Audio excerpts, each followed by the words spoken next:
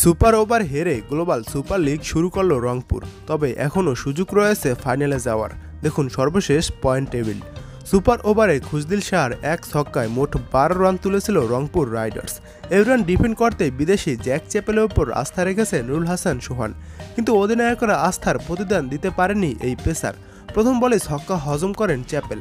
শেষ দুই বলে যখন দরকার 5 রান, তখন পঞ্চম বলে এই পেসারকে আরও একটি ছক্কা হাঁকিয়ে ম্যাচের ইতি টানলেন লিয়াম ডসন। গায়ানায় টস জিতে আগে ব্যাট করতে নেমে নির্ধারিত 20 ওভারে সবকটি উইকেট হারিয়ে 132 রান সংগ্রহ করে হ্যাম্পশায়ার। জবাবে খেলতে নেমে 20 ওভারে 8 উইকেট হারিয়ে 132 রানের বেশি করতে পারেনি রংপুর রাইডার্সও। তাই তো ম্যাচটি টাই হওয়ায় গড়ায় সুপার ওভারে 133 রানের লক্ষ্যে খেলতে নেমে দারুণ শুরু পেয়েছিল রংপুর রাইডার্স।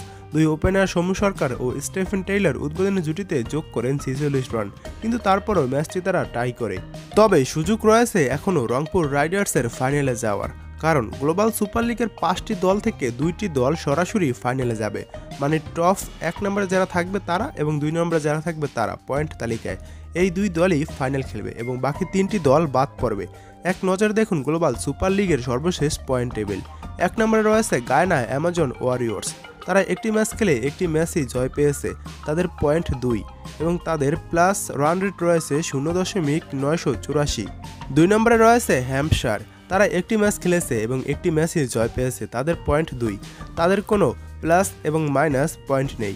3 নম্বরে রয়েছে রংপুর রাইডার্স। তারা একটি ম্যাচ খেলে একটি ম্যাচই হেরেছে, তাদের কোনো পয়েন্ট এবং রান রেট নেই।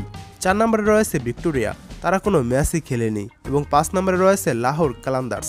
তারা একটি ম্যাচ খেলে একটি ম্যাচই হেরেছে এবং তাদের রয়েছে কোনো পয়েন্ট নেই, কিন্তু তাদের মাইনাস পয়েন্ট রয়েছে -0.984।